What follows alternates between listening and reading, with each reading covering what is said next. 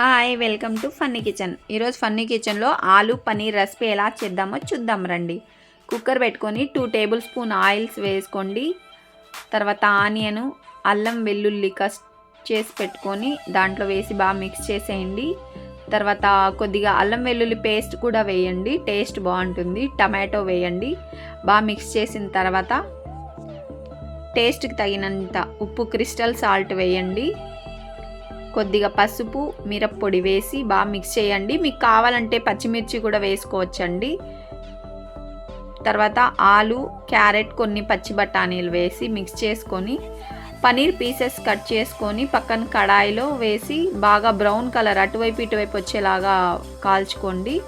ఎందుకంటే అట్లే రైస్లో వేసేస్తే కాల్చకన్నా అవి విడిగిపోతుందండి, అంత పొడి పొడిగా అయిపోతుంది పన్నీరు.